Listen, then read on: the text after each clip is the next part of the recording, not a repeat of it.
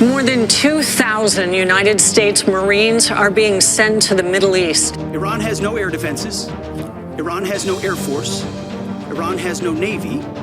Their missiles, their missile launchers and drones being destroyed or shot out of the sky. The Pentagon is sending the USS Tripoli, a Marine amphibious ready group, and the 31st Marine Expeditionary Unit with about 2,500 US Marines to the Middle East. የኢራን እስራኤል አሜሪካ ጦርነት ዛሬ ሶስተኛ ሳምንቱን ደፍኗል። ትንቅንቁ እንደቀጠለ ነው። በሳውዲ አየር ቤዝ የሚገኙ የአሜሪካ ነዳጅ የሚሞሉ አውሮፕላኖች በኢራን ተጠቅተዋል። ባግዳድ የሚገኘው የአሜሪካ ኤምባሲ በሚሳኤል የተመታበት ሁኔታ ታይቷል። አሜሪካም ወሳኝ የኢራን የነዳጅ ማዕከል የሆነችውን አንዲት ደሴት ደብድባለች። በዚህ መሃል ጃፓን የሚገኘው የአሜሪካ ጦር እስከ ጦር መርከብህ በአፋጣኝ ድረስ ተብሎ ጉዞ ላይ ነው። በመግቢያችን ላይ ተከታተላችሁትም ከዚሁ ጋር የተያያዘውን ነው ይዘነዋል።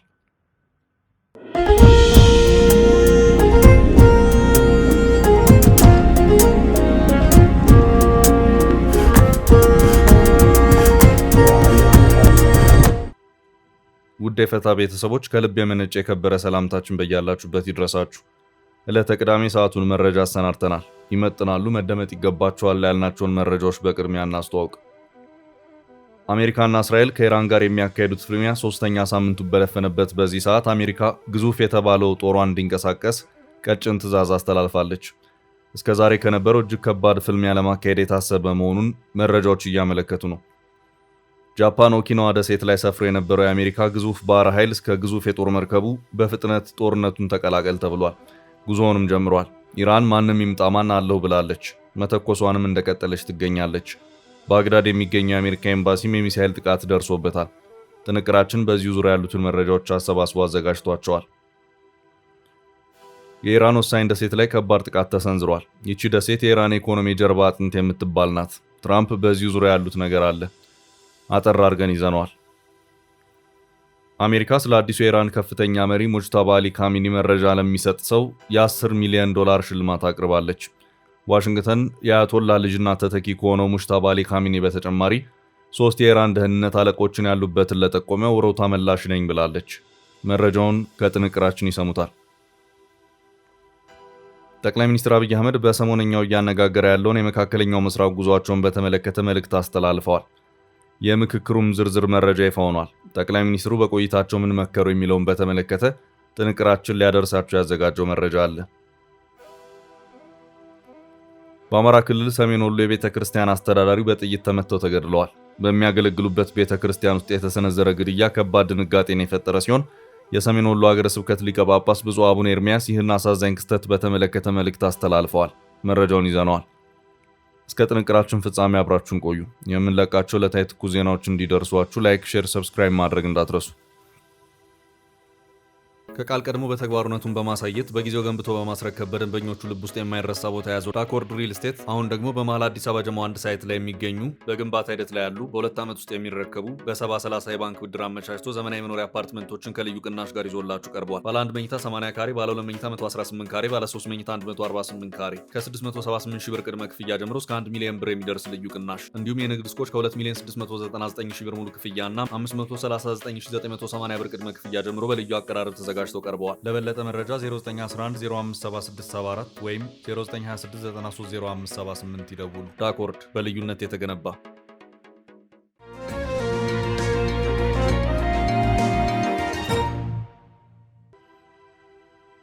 ግዙፍ የአሜሪካ ጦር ተንቀሳቀሰ። አሜሪካና እስራኤል ከኢራን ጋር የሚያካሄዱት ፍልሚያ ሶስተኛ ሳምንቱን በደፈነበት በዚህ ሰዓት አሜሪካ ግዙፍ የተባለው ጦሯን እንዲንቀሳቀስ ቀጭን ትዕዛዝ አስተላልፋለች። እስከዛሬ ከነበረው እጅግ ከባድ ፍልሚያን ለማካሄድ የታሰበ መሆኑን መረጃዎች እያመለከቱ ነው። ኢራን ዓለምን 1/5 የነዳጅ መተላለፊያ የሆነውን የሆርሙዝ ባህር ወሽመጥ በመዝጋት ከቻላችሁኑ እናስከፍቱት በሚል መሳለቋ የትራምፕ አስተዳደር 2000 የባህር ኃይል ከጦር መርከብ ጋር እንዲያንቀሳቅስ ምክንያት እንደሆነም እየተነገረ ይገኛል። በአፋጣኝ የጦር ቀጠናውን ተቀላቀለ የተባለው የባህር ኃይል ጉዞውን ጀምሯልም ተብሏል። ኢራን ማንም ይምጣ ማን በቦታ ያለው ስትል አስታውቃለች። ይህ ጦር በአፋጣኝ እንዲንቀሳቀስ ትዕዛዝ የደረሰው ከሰዓታት በፊት ሲሆን ያለውን ዕቃ ሸካክፎ ከነባህር ኃይል መርከቡ ድረስ ወደ ጉዞ እንደገባ ዘገባዎች እያመለከቱ ይገኛሉ። ጦሩ ሰፍሮ የነበረው የአሜሪካ የጦር ቤዝ በሆነ የጃፓን ኦኪናዋ ደሴት ሲሆን እንደ ፎክስ ኒውስ እና ዋሽንግተን ፖስት ዘገባ ከሆነ ይህ የባህር ኃይል ጦር የሚንቀሳቀሰው የዩኤስኤስ ትሪፖሊ LHA-7 ከተባለችው የጦር መርከብ ጋር ነው። አሜሪካ ከዚህ ቀደም ሁለት ግዙፍ የጦር መርከቦችን ወደ መካከለኛው ምስራቅ በመጓጓዝ በጦርነቱ እያሳተፈቻቸው ትገኛለች። እነዚህ ግዙፍ የአሜሪካ አውሮፕላን ተሸካሚ የጦር መርከቦች አብርሃም ሊንከን እና ጀራልድ አር ፎርድ የተባሉ ናቸው። ኢራን ከዚህ ቀደም አብርሃም ሊንከን የተባለውን የአሜሪካ ጦር መርከብ መትቼ ከጥቅም ውጭ ያደረግኩ በማለት እየተናገረች ሲሆን በአሜሪካ በኩል በጥብቅ ማስተባበያ የተሰጠበት ሁኔታም ታይቷል።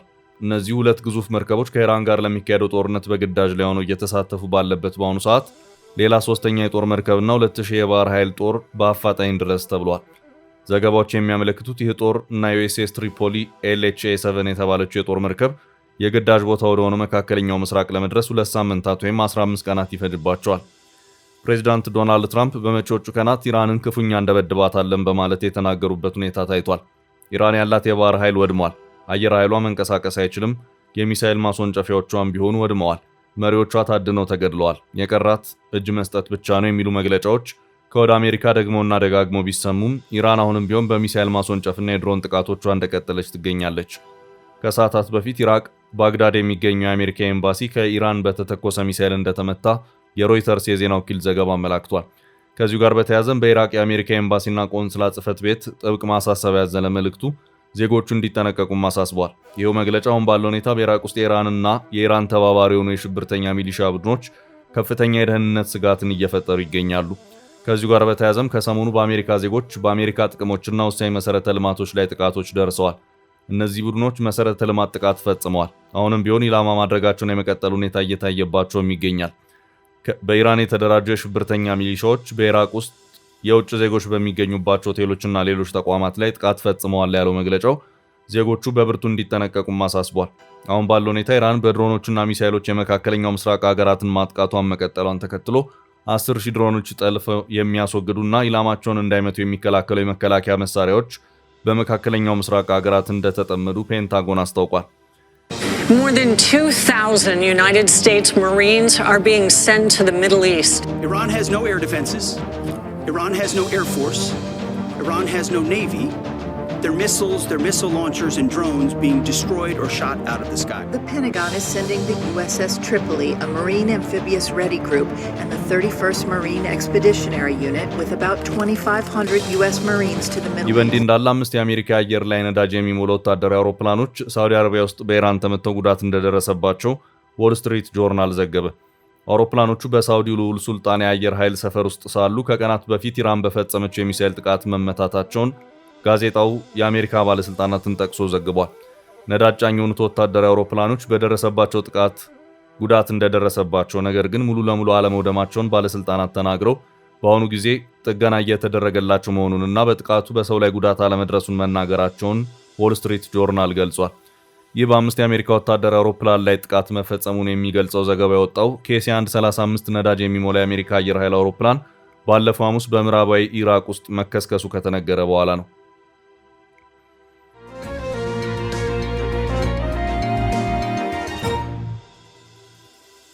በቀጣይ መረጃ አሜሪካ ሙጅታባ አሊ ካሚኒን ለጠቆመ 10 ሚሊዮን እሰጣለሁ አለች። አሜሪካ ስለ አዲሱ የኢራን ከፍተኛ መሪ ሙጅታባ አሊ ካሚኒ መረጃ ለሚሰጥ ሰው የ10 ሚሊዮን ዶላር ሽልማት አቅርባለች። ዋሽንግተን አያቶላ ልጅና ተተኪ ከሆነው ሙጅታባ አሊ ካሚኒ በተጨማሪ በሳምንቱ በቴህራን አደባባይ የታዩትን የኢራን ብሔራዊ ጸጥታ ምክር ቤት ኃላፊ የሆኑትን አሊ ላሪጃኒ ለጠቆመም የገንዘብ ጉርሻ አውጥታለች። የፔንታጎን ሴክሬታሪ ሄግሴት የኢራኑ መሪ በጽኑ ሳይቆስሉ አልቀረም ሲልም ተሰምቷል። ያሉበት የት እንደሆነ የማይታወቀውና በሳምንቱ በኢራን ቴሌቪዥን በድምጽ ብቻ የመጀመሪያው ንግግራቸውን ያደረጉት ሙጅታባ አሊ ካሚኒ አሜሪካና እስራኤልን ለመበቀል መዛታቸው የሚታወስ ነው። እሳቸው ያሉበትን ለጠቆመ ወይም የደህንነት መረጃ ለሚያቀብል ዋሽንግተን የ10 ሚሊዮን ዶላር ጉርሻ ሰጣለሁ ነው ያለችው።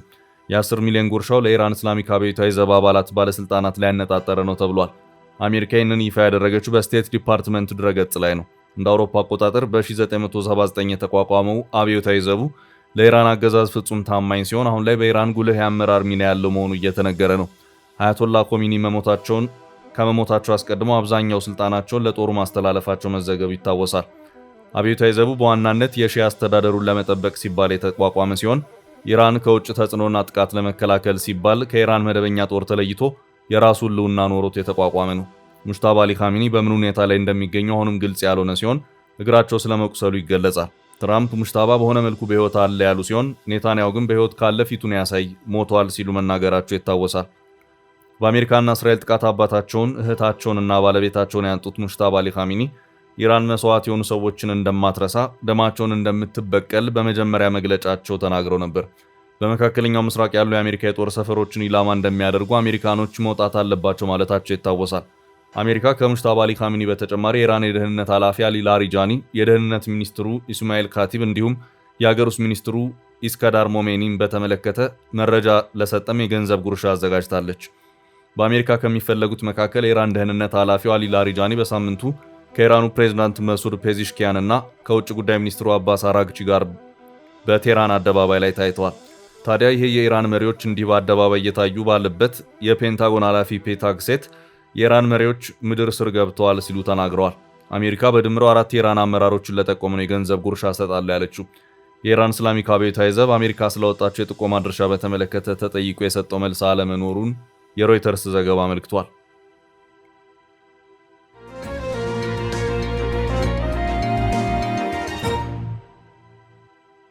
ወደ ቀጣይ መረጃ አለፍን። ወሳኟ ኢራን ደሴት ተደበደበች። አሜሪካ ኢራን ወሳኝ የነዳጅ ኢንዱስትሪ ማዕከል ናት በምትባለው የካርግ ደሴት ከባድ ጥቃት መፈጸማቸውን ፕሬዝዳንት ዶናልድ ትራምፕ አስታወቁ። ይቺ ደሴት ኢራን ለኤክስፖርት አገልግሎት የሚውለውን ነዳጅ የምታመርትባት ወሳኝ ቦታ ናት። ከዚሁ ጋር በተያያዘም ፕሬዝዳንት ዶናልድ ትራምፕ በትሩዝ ሶሻል ገጻቸው ላይ ባሰፈሩት መልእክታቸው የአሜሪካ ሰራዊት በመካከለኛው ምስራቅ ታሪክ ውስጥ ከተፈጸሙት እጅግ ከባድ የቦምብ ድብደባዎች አንዱን ፈጽመዋል ሲሉ ተናግረዋል። ፕሬዝዳንቱ አሜሪካ ማዕከላዊ እዝ አካሄደው ባሉት ከባድ የቦምብ ድብደባ ለኢራን ወሳኝ በሆነችው በካርግ ደሴት ላይ ያለ እያንዳንዱ ወታደራዊ ኢላማ ሙሉ በሙሉ ወድመዋል ሲሉም አስታውቀዋል። ካርግ ከኢራን የባህር ዳርቻ በቅርብ ርቀት ላይ የምትገኝ ትንሽ ደሴት ናት። ደሴቲቱ የኢራን የነዳጅ ህይወት መስመር እንደሆነች ይነገራል። ኢራን አጸፋዊ ምላሽ የከፋ እንደሆነ ከወዲሁ እወቁት ስትል አስታውቃለች። በደሴቲቱ ጥቂት ነዋሪዎች ቢኖሩም 90 በመቶ የሚሆነው ወደ ውጭ የሚላከው የኢራን ድፍድፍ ነዳጅ በዚች ደሴት በኩል እንደሚያልፍም የቢቢሲ ዘገባ አመላክቷል። ትላልቅ የነዳጅ ጫኝ መርከቦች ወደ ደሴቲቱ ከሄዱ በኋላ በፋርስ ባህረ ሰላጤና በሆርሙዝ የባህር ወሽመጥ በኩል በማድረግ ወደ ቻይናና ሌሎች ሀገራት ጉዞአቸውን እንደሚያደርጉም ዘገባው አክሏል። ወደ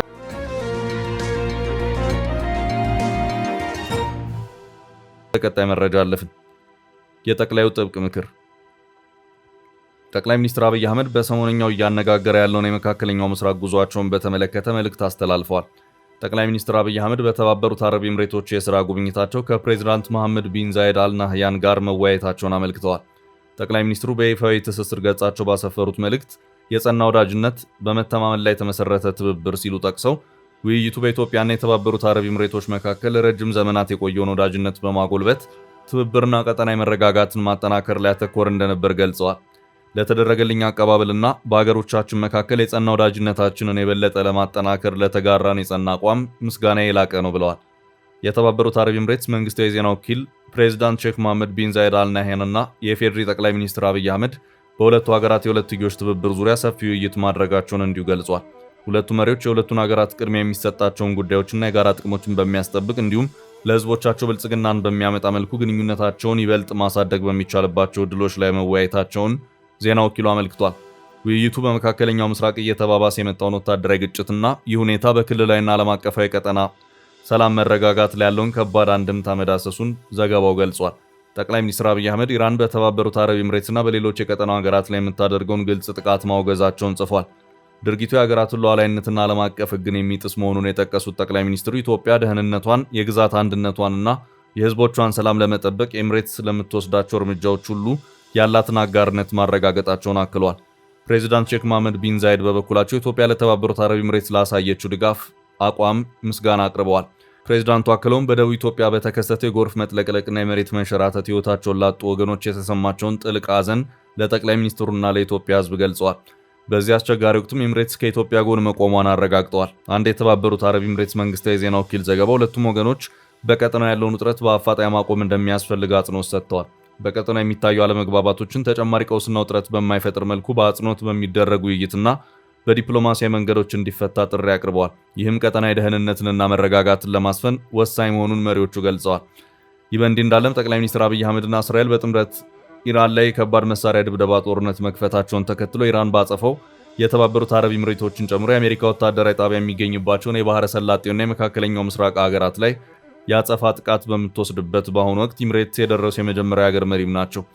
በኢራን የአጸፋ ጥቃት የበረራ አቀባ ውስጥ ጭምር የምትገኝ የተባበሩት አረብ ኤሚሬትን አሁን ላይ በመካከለኛው ምስራቅ እየተካሄደ ባለው ጦርነት ክፉኛ ከሚጎዱም ሀገራት ተጠቅሳለች።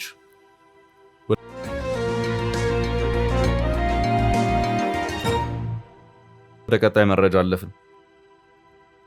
የወልዲያው ግድያና የአቡነ ኤርሚያስ መልእክት። በአማራ ክልል ሰሜን ወሎ የቤተ ክርስቲያን አስተዳዳሪው በጥይት ተመተው ተገድለዋል።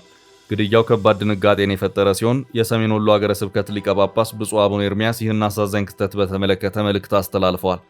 በሰሜን ወሎ ዞን የወልዲያ ደብረ ሰላም መድኃኔዓለም ካቴድራል አስተዳዳሪ መልአከ ምሕረት አባይነዓለም አማረ ቆሞስ ትላንት መጋቢት 4 ቀን 2018 ዓ.ም በሚያገለግሉበት ቤተ ክርስቲያን ውስጥ መገደላቸውን የቤተ ክርስቲያኗ ዘጋቢዎች ገልጸዋል።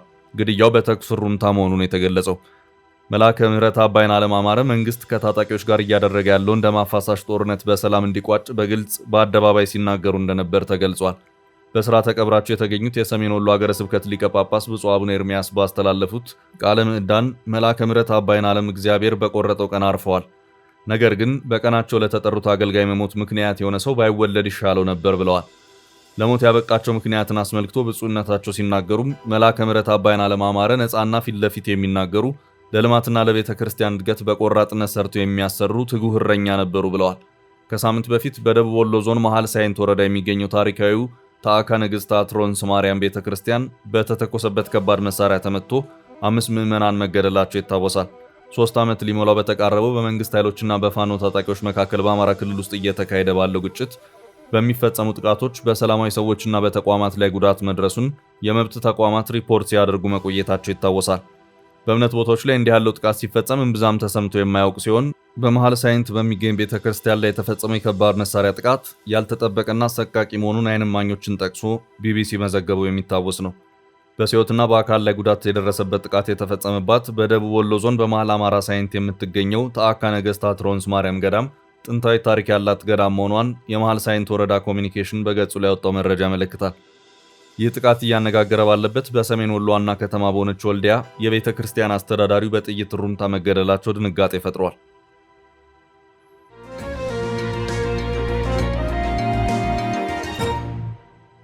ወደ ቀጣይ ርዕስ አለፍን።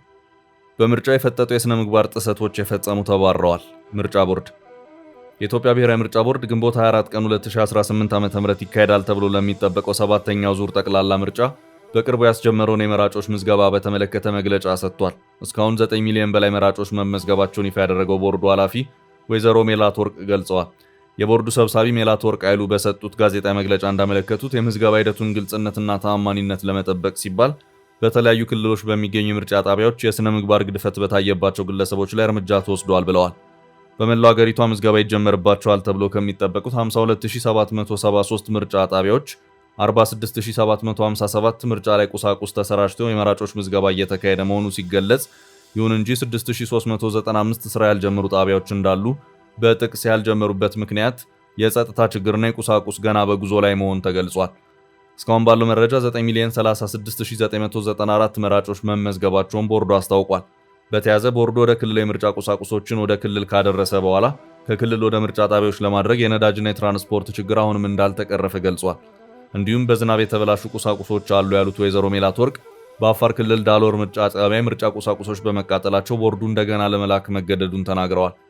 በሌላ በኩል ከሲስተም አቅም ጋር በተያዘ መራጮች ለመመዝገብ ምርጫ ጣቢያ ሄደው እየተጉላሉ መሆኑን ቦርዱ መገንዘቡን ገልጸው ችግሩን ለመቅረፍ እየተሰራ እንደሆነም ተናግረዋል። እንዲሁም አንዳንድ ቦታዎች ላይ ኢንተርኔት ኔትወርክ ችግር ገጥሞናል ያሉ ሲሆን ይህን ለመቅረፍ ከኢትዮ ቴሌኮም ጋር እየተሰራ መሆኑን ገልጸዋል። ከምርጫ ጣቢያዎች ጋር በተያያዘ ቆርቆሮ በቆርቆሮ የሆኑ ለአካል ጉዳተኞች የማይመች ደረጃ ያላቸው የተሰጧቸው ምርጫ ጣቢያዎች እንዳሉ ዋና ሰብሳቢዋ ተናግረዋል። በተያያዘ ከ187,000 በላይ ምርጫ አስፈጻሚዎች ወደ ክልሎች መላካቸው ተጠቁሞ ያልተፈቀደ እንቅስቃሴ ሲያደርጉ የተያዙ መኖራቸውን አክለዋል። እጩ ሆነው እንደ ምርጫ አስፈጻሚ የተመዘገቡ አሉ። እጩ ሆነው የተመዘገቡ የምርጫ አስፈጻሚዎች ተገኝተዋል። ስለሆነም እርምጃ እንደተወሰደባቸው ገልጸዋል። መራጮች ተመዝግበው ሲወጡ ካርዳቸውን ፎቶግራፍ ሲያነሱ የተገኙ እንዳሉ እንዲሁም የምርጫ አስፈጻሚዎችን የመራጮች ቁጥር ንገሩን፣ ምሳን ጋብዛችሁ የሚሉ አካላት መገኘታቸውን ወይዘሮ ሜላት ወርቅ ገልጸዋል። በዚህም የኢትዮጵያ ብሔራዊ ምርጫ ቦርድ በመራጮች ምዝገባ ሂደት ላይ ስነ ምግባር ጉድለት ባሳዩ አንዳንድ አስመራጮች ላይ ከስራ የማሰናበትና መሰል አስተዳደራዊ እርምጃዎች መወሰዱን የገለጹት። ውድ ቤተሰቦቻችን ለዛሬ ያዝንላችሁን ርዕሰ ጉዳዮች እዚህ ላይ ቋጨን። ላይክ፣ ሼር እና ኮሜንት በማድረግ ለቻናላችን ድጋፋችሁን መግለጽ እንዳትዘነጉ እያልን ከሌሎች መረጃዎች ጋር ደግመን እስክንገናኝ ቸር ያሰማን ስንል ተሰናበትን።